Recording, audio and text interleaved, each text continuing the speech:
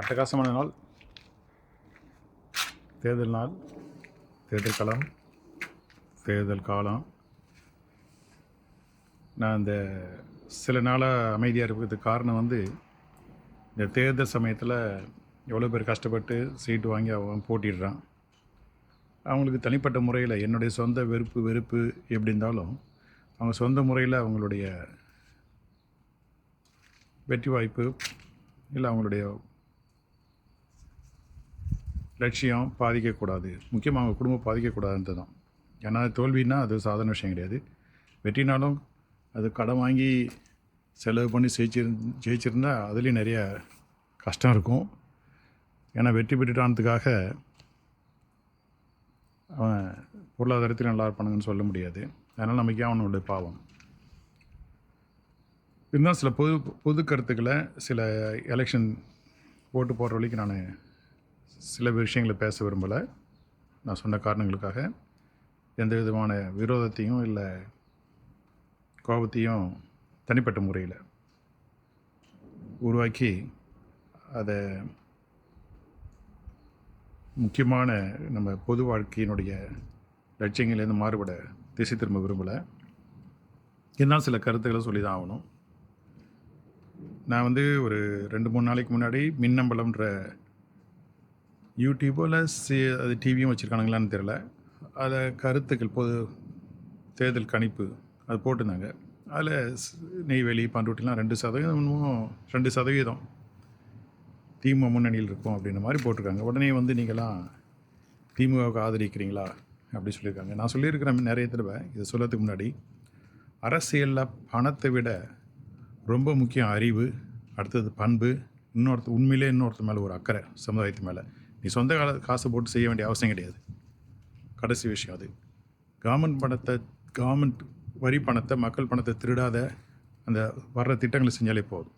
அதான் என்னுடைய எளிமையான அரசியல் பிரின்சிபல்னு சொல்லலாம். உனக்கு இஷ்டம் இல்லையா அவன் வேலையை பாரு.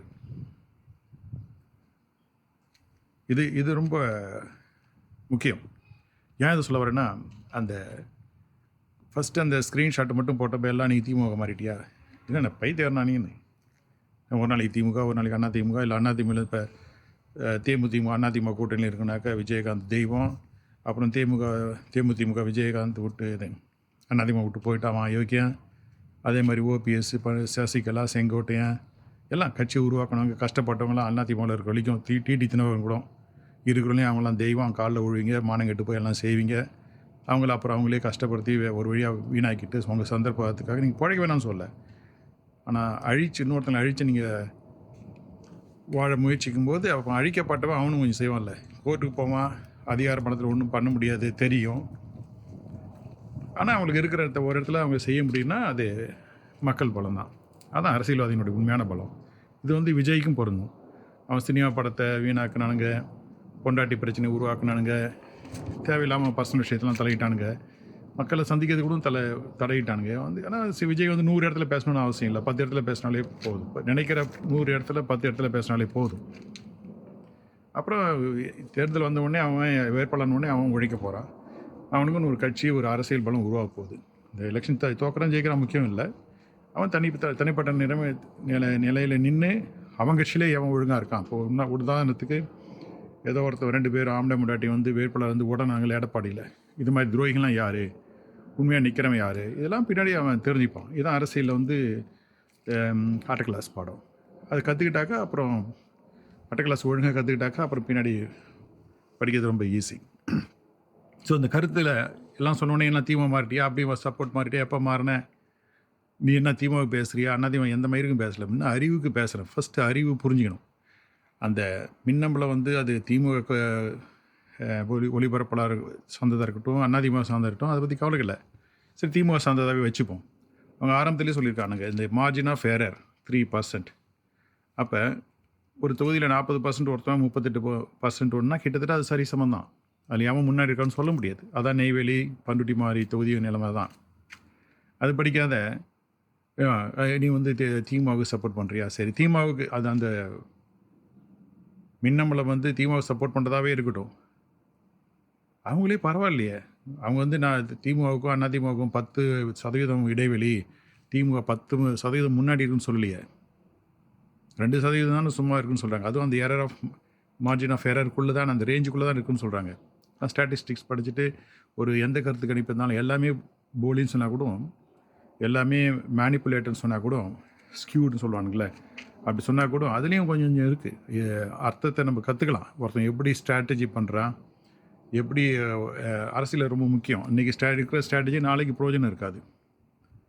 அது எப்படி சரி அது திணிக்கிறானா கருத்தை, அது எப்படி திணிக்கிறான், எப்படி எந்த டூல்ஸ் கருவிகளை பயன்படுத்துகிறான், இதெல்லாம் ரொம்ப முக்கியம்.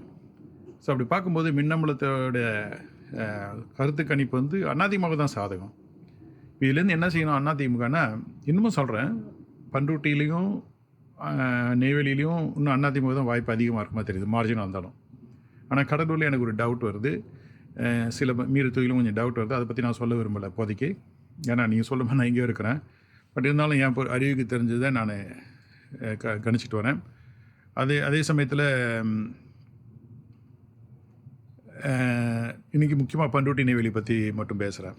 இந்த பண்ருட்டி நெய்வேலியில் அதிமுக போட்டிடுறது நல்லது. அதனால் நிறையா ஓட்டு வரும், முக்கியமாக ஹரிஜன மக்கள் ஓட்டு வரும். அந்த ஓட்டை கலைக்கக்கூடாதுக்காக தான் நீங்கள் வந்து அன்புமணியை பிரச்சாரத்துக்கு கூப்பிடாதீங்கன்னு சொன்னேன். அவன் வந்து ஏதாச்சும் ஒன்று கிடக்கு ஒன்று உடட்டி போயிடுவான். நீங்கள் ஹரிஜன மக்கள் ஓட்டு இல்லாத ஜெயிக்க முடியும்னா அவனை கொண்டாந்து நீங்கள் இதை பணத்தை வைக்கலாம். அது அப்படி கிடையாது. பண்ருட்டி தொகுதியில் போட்டி கடுமையாக தான் இருக்கும். ஏன்னா வேட்பாளர் நல்ல வேட்பாளர், ஆனால் கட்சி ஒற்றுமையாக இருக்கா எனக்கு தெரியாது. மக்கள் ஓட்டு போட சரியாக இருக்காங்க. தேர்தல் பணி ஒழுங்காக இருந்தால் அங்கே வெற்றி பெறலாம். அது வெற்றி பெறுறது வந்து கேரண்டின்னு நான் சொல்ல மாட்டேன், வெற்றி பெறலாம். நான் என்றைக்கும் அதிமுக ஆட்சி வரும்னு சொல்லலை, நான் திரும்ப சொல்கிறேன். அது வேறு விஷயம். நான் பேசுகிறது 2 தொகுதியை மட்டும்தான் இப்போதைக்கு, பண்ருட்டி. ஸோ பண்ருட்டியில் அதிமுகவுக்கு வாய்ப்பு இருக்குது. ஆனால் அதிமுகவில் ஒற்றுமை இல்லாத மாதிரி எனக்கு தோணுது. அது வந்து வெற்றி வாய்ப்பை பாதிக்கலாம். ஆனால் இன்னும் அதிமுக அட்வான்டேஜ் தான் இருக்குது, முன்னாடி தான் நிற்கிது பண்ருட்டியில் கொஞ்சம் நின்னாலும். ஆனால் அவங்க கூட்டணி கட்சிக்காரங்களாம் ஒழுங்காக செஞ்சாங்கன்னா அது திமுகவுக்கு சாதகமாக வரும். ஏன்னா வெளியூர்காரன் வேறு ஜாதிக்காரன் வேறு மதக்காரனே வந்து நம்ம காலத்தை ஓட்டி எலெக்ஷனை ஜெயிக்க முடியாது. நம்ம அவனோட எப்படி நல்லா செய்வோம் அப்படின்னு நம்ம சொல்ல வேண்டியிருக்கும். வெளியூர்காரனாக்க அவன் செய்யக்கூடாதுன்னு இல்லை, அவனும் நல்லது செய்யறதுக்கு வாய்ப்பு இருக்குது. ஏன்னா அந்த வேட்பாளரே வந்து ஜாதிக்கெல்லாம் பேசியிருக்கிறார், டாக்டர் ரஹ்மான், அப்துல் ரஹ்மான். அதெல்லாம் பின்னாடி தான் பார்த்தேன். அப்படி பார்க்கும்போது கேண்டிடேட் மேலே அதிகமாக குறை சொல்ல முடியாதுன்னு தோணுது. தனிப்பட்ட முறையில் அவர் மதத்து மேலேயோ இல்லை வெளியூர்காரன் வேணோ குறை சொல்லலாம். ஆனால் நடைமுறையில் செயல்பாட்டில் டாக்டர் அப்துல் ரஹ்மான் மேலே குறை சொல்ல முடியாதுன்னு தோணுது. என்னடா மாற்றி பேசுகிறான்னு நினைக்காத. அப்போ தெரியல, இப்போ தெரிஞ்ச பிறகு நான் என்னுடைய அபிப்பிராயத்தை சொல்கிறேன். நெய்வேலி தொகுதியில் நிறைய விஷயம் இருக்குது.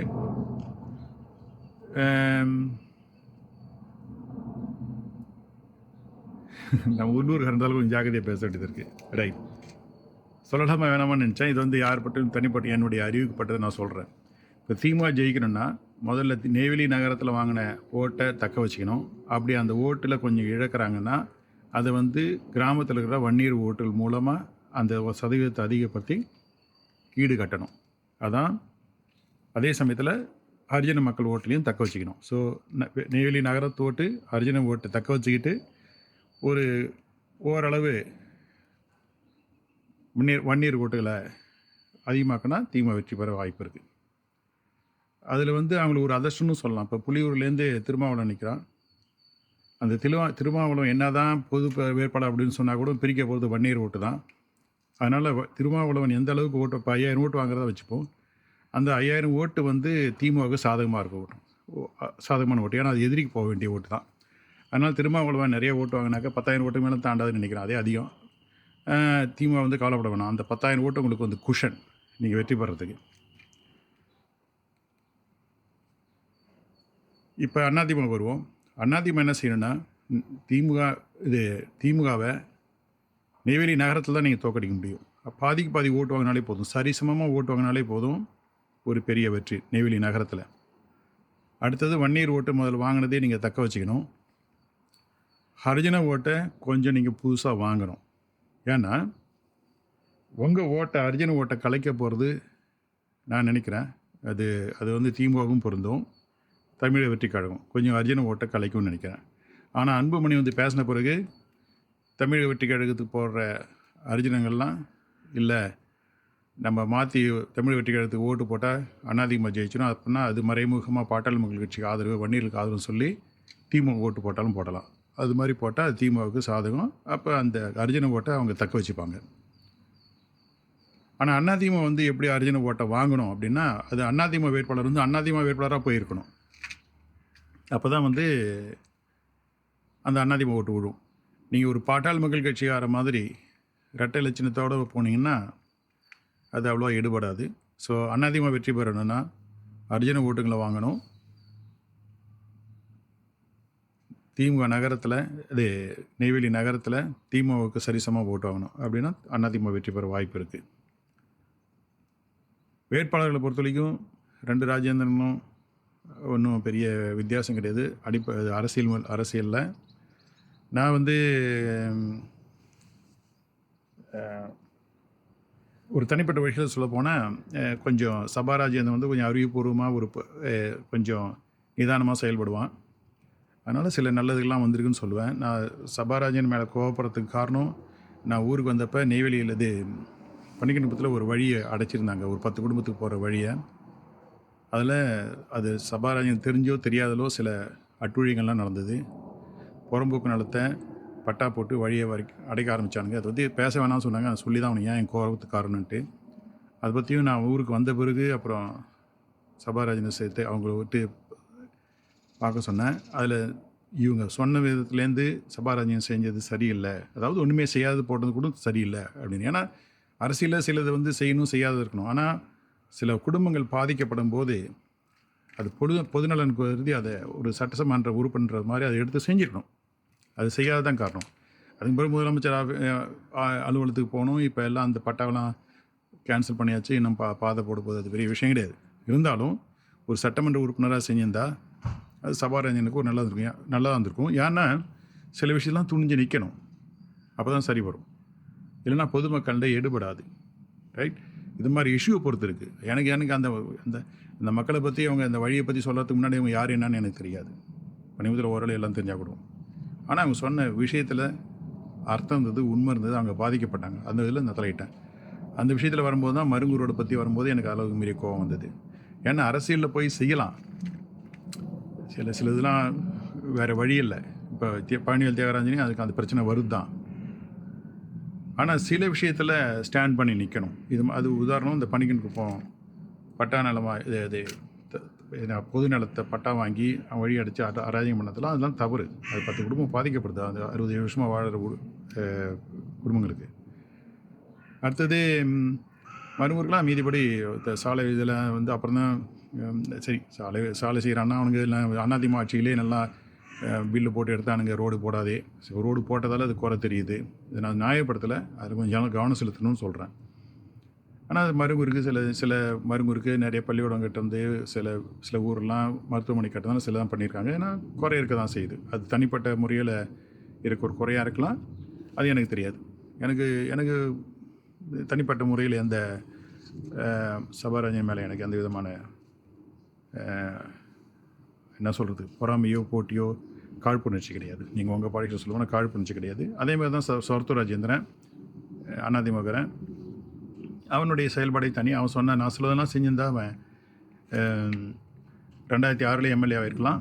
அவங்க சில செஞ்ச தப்பு, பண்ருட்டி பஞ்சாயத்து யூனியன் சேர்மனாக இருக்கும்போது பண்ண தப்பு, சில கட்சிக்காரர்கள் நடத்த விதம் 2006 எலெக்ஷனில் தோக்க வேண்டியதாகிட்டுது. அவனுக்கு கொடுத்த மாதிரி வாய்ப்பு அவனுக்கும் அதிமுக கொடுக்கப்படலை. ஆனால் பாவம் ஒரே ஒருத்தர் தான் அவன் ஜெயிச்சிருக்கிறான், ஒரு எம்எல்ஏவை. அவன் அறிவுபூர்வமாக என்னுடைய இதில் வந்து அவன் வந்து 2 பேரில் சபாராஜேந்திரன் சொத்துராஜன் அப்படின்னு பார்த்தா, என்னை பொறுத்த வரைக்கும் சபாராஜன் பரவாயில்லன்னு சொல்லுவேன். அதான் நான் சொல்லுவேன். இதுக்காக நான் வந்து திமுக ஆதரிக்கிறேன், இல்லை அதிமுக ஆதரிக்கிறேன், எதிர்க்கிறேன் அப்படிலாம் கிடையாது. என்னுடைய தனிப்பட்ட அபிப்பிராயம். ஏன்னா சபாராஜேந்திரனுக்கு வந்து சில நல்ல குணம் இருக்குதுன்னு நினைக்கிறேன். சில விஷயத்தை கேள்விப்பட்டு அதுக்கு தகுந்த மாதிரி டியூன் ஆகி மாற்றிக்கிற தன்மை இருக்குதுன்னு நினைக்கிறேன், நண்பத்தன்மை இருக்குதுன்னு நினைக்கிறேன். சொர்த்துராஜன் 2 பேரும் சொர்த்துனாலும் ஒரு வித்தியாசத்துக்காக சொல்கிறேன், புரியத்துக்காக. சொர்த்துராஜேந்திரன் அந்த நம்பகத்தன்மை இல்லை, நான் சொன்னதெல்லாம் அவன் கேட்டிருந்தா அவன் அந்த வாழ்க்கையில் அவ்வளோ கஷ்டப்பட்டுருக்கானா அரசியலில் வந்து இப்போ சபாராஜன் வரதுக்கு முன்னாடியே அவன் பெரிய பதவிகளும் அடைஞ்சிருந்துருக்கலாம். அது நான் வந்து எவ்வளோ தடவை சொல்லி பார்த்துட்டேன்.